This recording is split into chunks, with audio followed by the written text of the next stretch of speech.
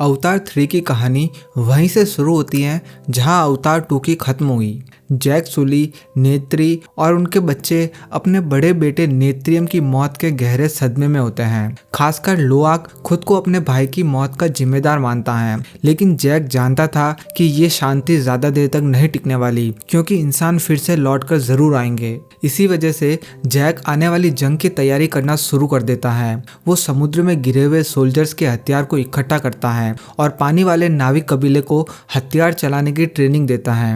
हालांकि पानी वाले कबीले का लीडर इंसानी हथियार को अपनाने से मना कर देता है और कहता है कि वे अपने पारंपरिक हथियार से ही लड़ेंगे। नेत्री भी इंसानों के हथियार इस्तेमाल करने से इनकार कर देती है। इसी दौरान स्पाइडर के रूप में उनके सामने एक बड़ी समस्या आती है, क्योंकि वो एक इंसान है और हर समय मास्क पर निर्भर रहता है। एक रात उसके मास्क की ऑक्सीजन खत्म होने लगती है और वो मरते मरते बचता है। तब जैक समझ आता है कि स्पाइडर को लंबे समय तक ऐसे नहीं बचाया जा सकता। इसलिए जैक फैसला करता है कि स्पाइडर को इंसानों के पास वापस भेजना सही रहेगा। लेकिन लोआक और किरी को यह फैसला सही नहीं लगता। वे स्पाइडर को अपने परिवार का हिस्सा मानते हैं, पर जैक उन्हें मनाता है और कहता है कि स्पाइडर को छोड़ने हम सब साथ चलेंगे। स्पाइडर के लिए यही सबसे अच्छा रहेगा। इसके लिए जैक एक ऐसे नाविक कबीले की मदद लेता है जो हवा में उड़ने वाले ड्रैगन्स का व्यापार करता है। लेकिन ये हवाई व्यापारी बताते हैं कि उनकी उड़ानों पर अक्सर एक बेहद खतरनाक और हिंसक कबीला हमला कर देता है, जिसे कहा जाता है राग कबीला। इस कबीले की लीडर होती है वरंग, एक बेहद खूंखार और ताकतवर नावी। जैक अपनी पूरी फैमिली के साथ हवाई व्यापारियों की सुरक्षा के लिए उनके साथ जाता है, लेकिन उड़ान के दौरान राग कबीला उन पर हमला कर देता है। वरंग और उसके लोग ड्रैगन्स को आग लगा देते हैं। कई नावी मार दिए जाते हैं और नेत्री गंभीर रूप से घायल होकर नीचे गिर जाती हैं। जैक के बच्चे भी उससे अलग हो जाते हैं।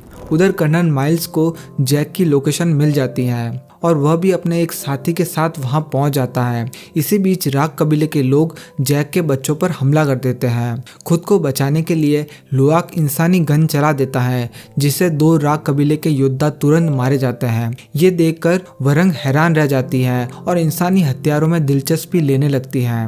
भागते भागते बच्चे जंगल में छिप जाते हैं, लेकिन तभी स्पाइडर की ऑक्सीजन फिर से खत्म होने लगती है। इस बार कैरी माँ एवा से प्रार्थना करती है। तभी पेंडोरा की शक्ति सक्रिय होती है और स्पाइडर का शरीर पेंडोरा के अवतार के अनुसार बदल जाता है। अब वो बिना मास्क के सांस ले पाता है। दूसरी ओर जैक को कर्नल माइल्स पकड़ लेता है, पर जैक उससे कहता है कि तुम्हारा बेटा स्पाइडर भी खतरे में है। फिर वे दोनों अपने अपने बच्चों को बचाने के लिए एक साथ मिलकर उन्हें ढूंढने के लिए निकल जाते हैं। उधर पूरा राग कबीला बच्चों तक पहुंचकर उन्हें पकड़ लेता है। वरन लोआक को गन चलाना सिखाने को कहती है। मना करने पर वो उसे मारने ही वाली होती है।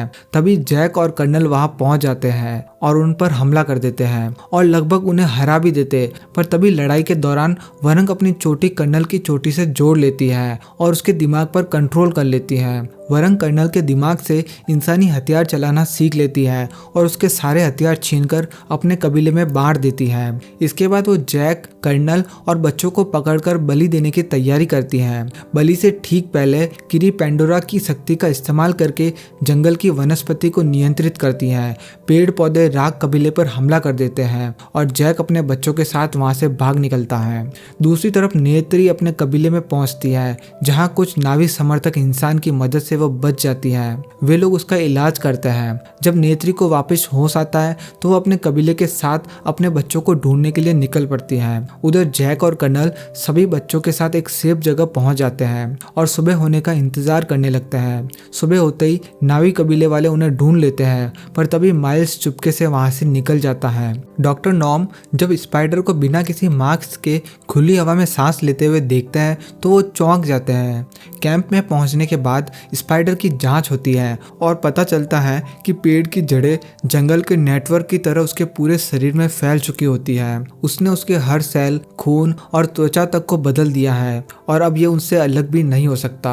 ये जानकर जैक चिंतित होकर सबको बताता है कि अगर आकाशवासी इस प्रक्रिया को सीख गए तो वे धरती के हर इंसान को यहाँ पर ले आएंगे और सभी यहाँ खुली हवा में सांस ले सकेंगे। ऐसा होना इस दुनिया के लिए बहुत खतरनाक होगा, क्योंकि इंसान जहाँ जहाँ भी जाते हैं वहाँ तबाही मचा देते हैं। इसी दौरान नॉर्म जैक को स्पाइडर के शरीर से निकल रहे उसके कुरु को भी दिखाता है। दूसरी तरफ कीरी माँ एवा से अपने रिश्ते की सच्चाई जानने के लिए ट्री ऑफ सोल से जुड़ती है और आत्मलोक में जाकर उनसे जवाब मांगने की कोशिश करती है, लेकिन माँ एवा उसके सामने प्रकट नहीं होती। उल्टा कीरी को झटके और दौरे पड़ने लगते हैं, जिससे उसका हौसला टूट जाता है। तभी नेत्री और जैक उसे एक बड़ा सच बताता है कि तुम्हारा कोई भी पिता नहीं है। ये सुनकर कीरी को लगता है कि वो एक क्लोन है। तभी नेत्री की माँ मोहात उसे समझाती है कि जब तुम्हारी माँ डॉक्टर ग्रेस अपने अवतार शरीर में मर रही थी तब उनके अवतार को माँ एवा के हवाले कर दिया गया था। उसी समय माँ एवा ने उनके गर्भ में एक बीज बो दिया। असल में तुम माँ एवा की संतान हो और इसी वजह से तुम बार बार उनसे जुड़ाव महसूस करती हो। उधर स्पाइडर की इस नई क्षमता को देखकर जैक की चिंता और बढ़ जाती है, तो नेत्री जैक से कहती है कि स्पाइडर को मार देते हैं, लेकिन जैक उसे याद दिलाता है कि स्पाइडर उनके परिवार का एक हिस्सा है। दूसरी ओर कैप्टन मिंग, जो पिछली बार टुलकुन के हमले से बच गया था, अब भी उनका शिकार करके उनका कीमती अमृत निकालने में लगा हुआ था। डॉक्टर इयॉन, जो एक समुद्री जीव वैज्ञानिक था, उसे कैप्टन मिंग का यह शिकार करना बिल्कुल पसंद नहीं आता। कुछ दिनों बाद वे सभी पानी वाली दुनिया से फ्रांस आ जाते हैं। इसी बीच मेटकाइना कबीले और टुलकुनों के बीच एक सभा होती है, जिसका मुद्दा जवान टुलकुल पाइकान को दूसरे टुलकुनों को उकसाने के लिए सजा देना था। पहले ही हत्या के नियम को तोड़ने पर पाइकान को निकाला जा चुका था और अब दोबारा जहाज पर हमला करने के कारण टुलकुनों की महामाता उसे समुद्र छोड़ने का आदेश देती है। पाइकान चुपचाप वहां से चला जाता है, लेकिन लुआक और बाकी बच्चों को यह फैसला पसंद नहीं आता। लुआक महामाता के निर्णय का विरोध करते हुए उसे याद दिलाता है कि पाइकान ने सबकी जान बचाने के लिए लड़ाई लड़ी थी। इस पर गुस्से में जैक लुआक को पकड़कर सभा से बाहर ले जाता है और आदेश मानने को कहता हुआ ये भी बोल देता है कि अगर तुमने पहले भी आदेश माने होते तो शायद आज तुम्हारा भाई जिंदा होता। ये सुनकर लुआक पूरी तरह से टूट जाता है और कहता है कि उसके भाई की मौत उसकी वजह से नहीं हुई है, और ये कहकर वहां से चला जाता है।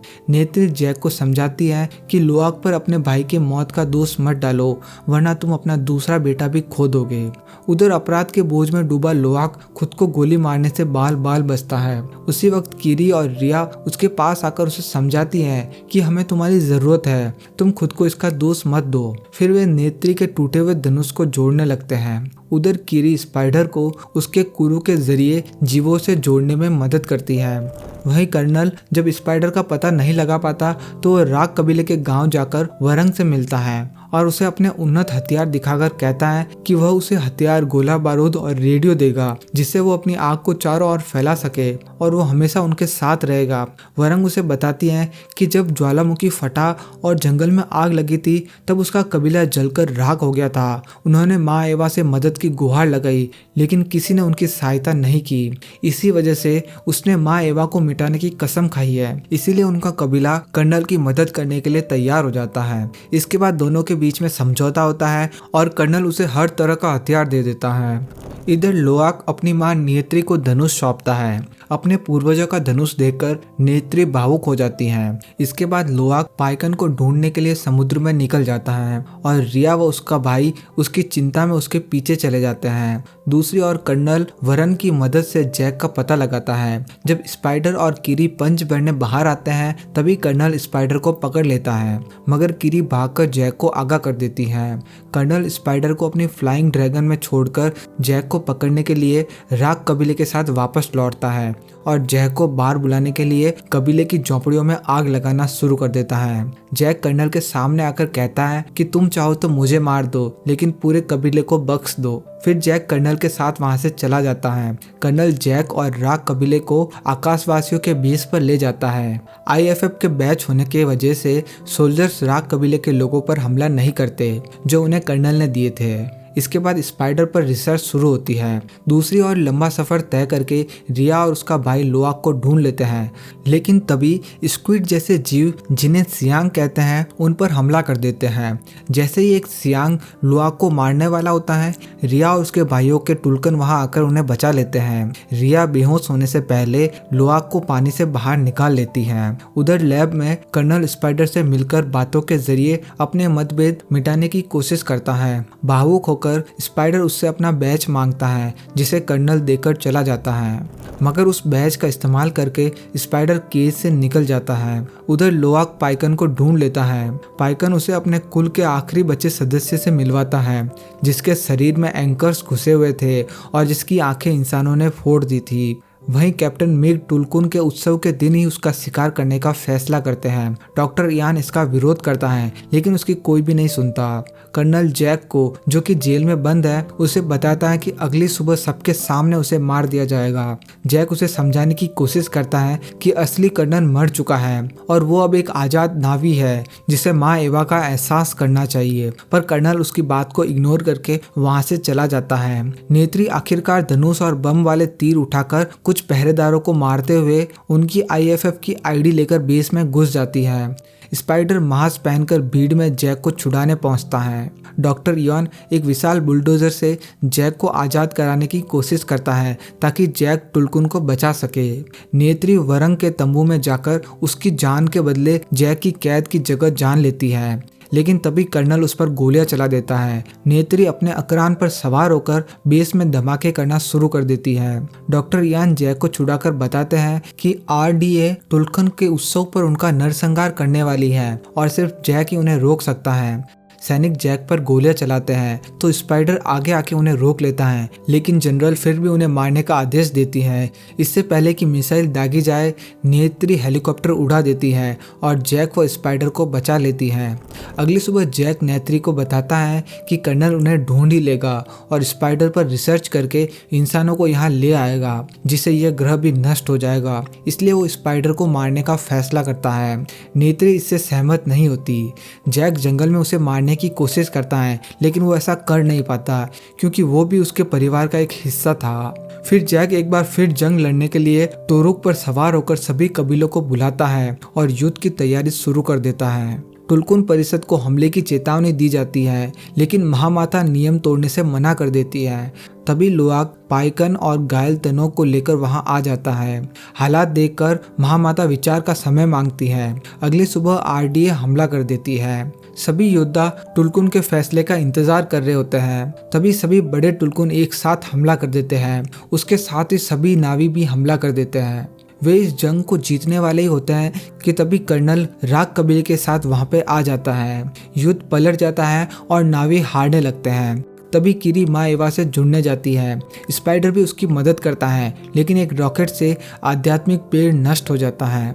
पर तब तक एवा उनकी पुकार सुन लेती है और मदद भेज देती है। आखिर में सारे इंसानी जहाज नष्ट हो जाते हैं और जैक और कर्नल लड़ते हुए एक मैग्नेटिक स्फीयर के पास पहुंचते हैं। स्पाइडर उस मैग्नेटिक फील्ड में गिरने वाला होता है कि तभी जैक और कर्नल मिलकर उसे बचा लेते हैं, पर तभी नेत्री भी वहां आ जाती है। कर्नल स्पाइडर को बचाने के लिए खुद ही मैग्नेटिक फील्ड में कूदकर अपनी जान दे देता है और सभी नावी वापस अपने घर चले जाते हैं और इसी के साथ ये मूवी खत्म हो जाती है।